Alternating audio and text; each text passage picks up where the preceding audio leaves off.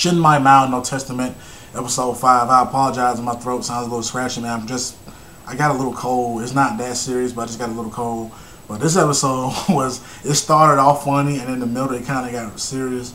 You know what I'm saying? And then in the end it kind of got funny again. So I loved it though, man. It's funny because at first I was debating should I had kept up with Absolute Duo and dropped this one, but I think I made the right decision with going along with Shinmai, Maou, No Testament, because this shit is actually the plot itself is actually cool as shit though. Because I was disappointed with since I couldn't become a hero, I reluctantly got a job. I was disappointed with that shit because it seems like this one's kind of following the same motif of a former hero protecting and interacting with the next demon lord, and I was like, okay, but the latter just proved to be shit, you know what I'm saying? But this one is actually very, very interesting with, you know, Basara's past and with Mio's past, with her, you know, being raised by humans and not even wanting demon power, and it's just very, very intricate, and I'm loving what I'm seeing so far.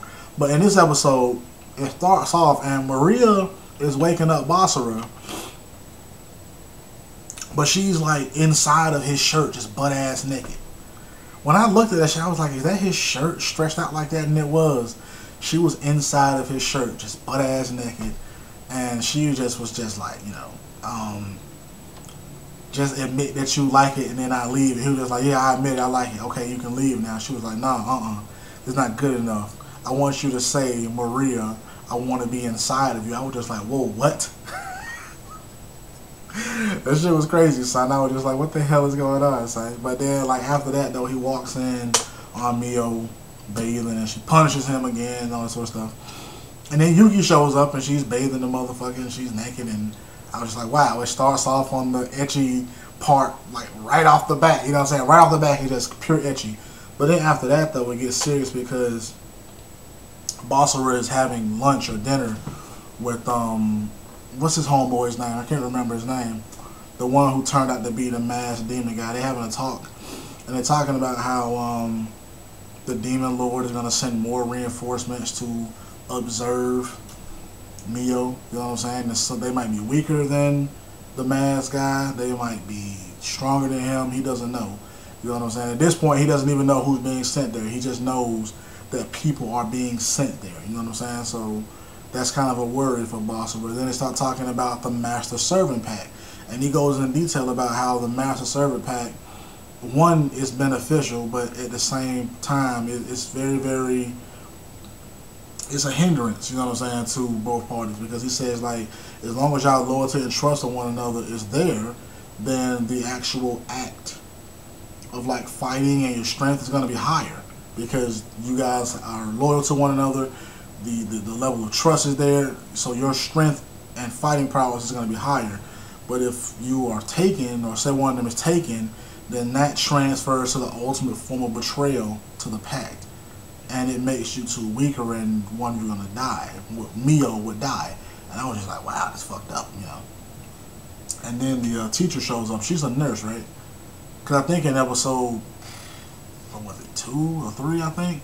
She shows up, and I don't know, I don't think she was a homeroom teacher. I think she was like a nurse in the school, if I'm not mistaken. But she shows up, and she sits down with those two, and she's having a drink with them and shit. And then she goes on to Basara, and she's kind of like, hey, you were talking about some real weird stuff, you know, talking about demons and loyalty. And he kind of plays it off to say, hey, it's a video game, it's not that serious or whatever, you know what I'm saying? But in this episode, you know what I'm saying, more so, I mean, I kind of knew it already, because I was like, why is she offering him this advice when they first got to the school?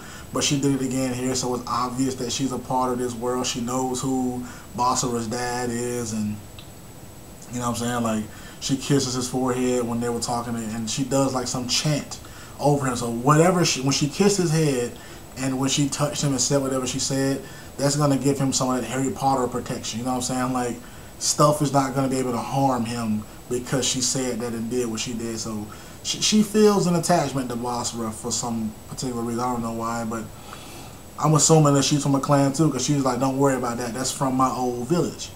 You know what I'm saying? So what does that mean? That's from your old village. I don't know. You know what I'm saying? Like, are you a hero? Are you a part of some other clan or village that we have not yet heard of? Are you a demon? If there are demons in this world, are you an angel? We don't know. You know what I'm saying? But then Basara goes home and he explains the situation to Maria, and Maria comes up with this plan in order to strengthen their master servant pack by having him play a dating sim, which is also an ecchi sim. It's a dating sim, but at the same time it's an ecchi series, and I was just like, what the fuck? Like, he answers the questions the way that he would have answered them or whatever, and it gives him a bad ending.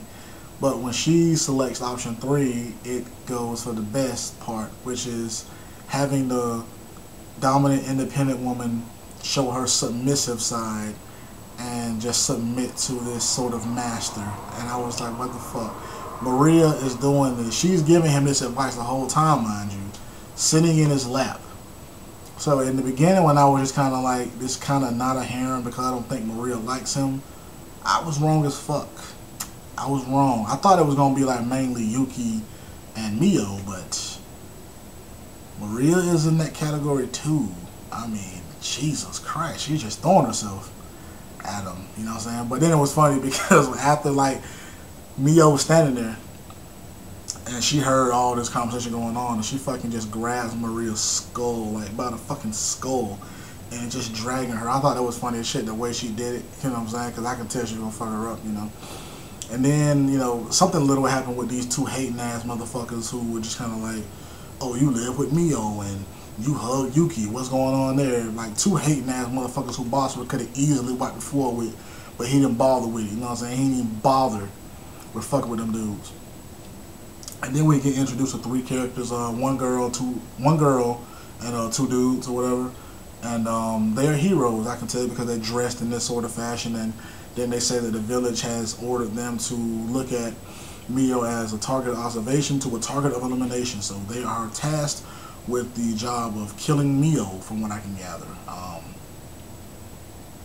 Yeah, it's 1 girl and it's 2 dudes or whatever. And they at first they're just kind of in the outskirts of the city, and they save a woman from some dog scythe demon thing or whatever.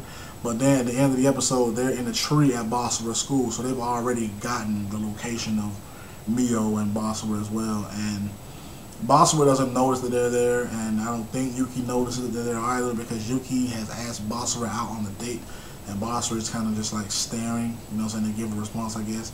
And neither one of them notices the presence of those people there, so I don't know what happened with that.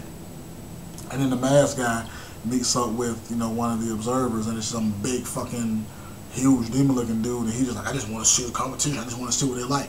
So he fucks off and just walks away.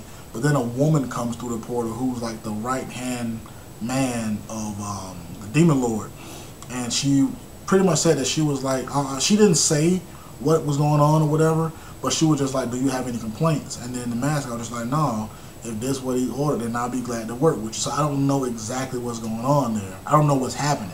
You know what I'm saying? But I like that though, man. Like I said, for an ecchi series though, man, this shit has a deep plot, and I love it. It's cool. You know what I'm saying? But let me know what you guys thought about episode 5 of Shinmai Maou No Testament. Let me know what you feel about this series as a whole.